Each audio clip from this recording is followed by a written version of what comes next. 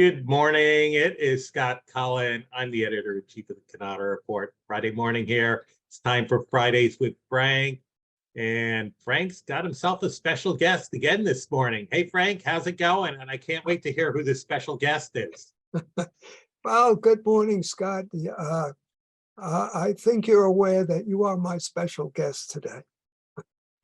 I wanted to share with our audience your vast experience in this business. One thing I think that we share is we've been serving it a long time, and almost 4 decades. You have seen it all, and I really thought it would be a kind of an interesting thing to talk about over that 40-year period. From a business perspective, what have you seen has been the most significant thing? Can go back to the early 90s, and I was, for a brief period of time, working in the public relations side of the business at Canon's PR agency, the Roland Company at the time. I was responsible for writing the very first Canon press release for their first digital copier. Okay. And little did I know at the time what a big deal that would become. And we don't really even think about it anymore because everything's connected. But at that time, copiers weren't connected. And, the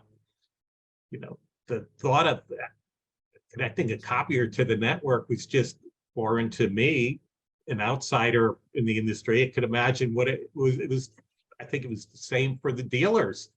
I think there was some resistance initially, but next thing you know, everybody's introducing a digital copier, and then slowly but surely, these devices are being connected to networks. And then you start seeing all these additional features being added to these devices because they are connected to the network. And now, can you imagine any device not being connected to a network today? That, I think, for me, is probably the most significant development during my 40 years, almost 40 years. I'm not quite there, 3 years or so away. Well, it's interesting that you say you were working for Canon at that time. I don't know if you recall, but Harao Marassi was president then. I do. Right? We had many meetings with him. And Harao did not like what he was being told they wanted him to sell in the United States. I don't know if you're aware of that. This might be of interest to our readers in general, and even to you personally. He reached out to 13 analysts. I think he reached out to 15. 13 acknowledged yes, and we all went to Japan. Now, Marassi was a dear friend, and even at that point, I had known him many years.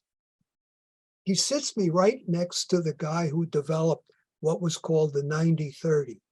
That was the machine. And we're having lunch, and Marassi, not at the table I'm sitting at, but the table next to us. And they had given us a walkthrough of the R&D center, showed us the machine, and informed us that this was going to use proprietary Japanese software.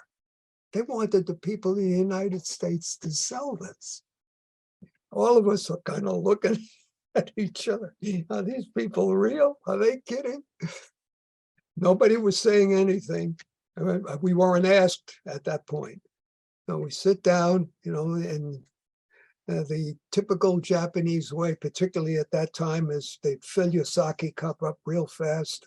And as soon as you drain that, you'd get another one, and they keep pouring.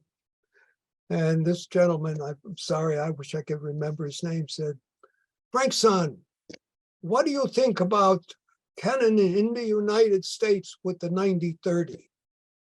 I said, what do you mean, what do I think? He said, how successful do you think we will be? I said, not at all. Marassi stood up and said, "Tell him why." And he looked at me and I said, "You understand the Japanese software is a kiss of death." That's what I remember about the 9030. That was the one thing, not one of the many things that I admired about Marassi. He understood what he had to do to get things done, rather than just doing the typical Japanese approach and saying, "Is this what you want me to do? This is what I'm going to do." And I just thought that was brilliant on his part. I think he never said anything to me about it afterwards. I never addressed it with him, but I have to believe that this is his hope would happen, that some one of us would say, "Hey, are you kidding? This ain't gonna fly in the US." But it shows you, thinking back to all those years, some of the opinions that they held in Japan were really not good in terms of what they really needed to develop for the US. And I think Marassi was one of the leaders in terms of conveying the message in a way that was palatable for them, rather than just being adamant saying, "No, we can't sell it." I'll just add this to our audience. I had the privilege of speaking to an individual from Sinex this morning on a conference call, or rather Zoom call or Teams call, whatever. And I just want to say for the record, what he said, the first thing he said to me was, "Oh, I'm in with Frank. Frank does Fridays with Frank." So, I cannot tell you. And then the second call I was on, another person made a reference to Fridays with Frank. So thanks to you, you've made me a star. I love what you had to say. It was good. It was right on, as always.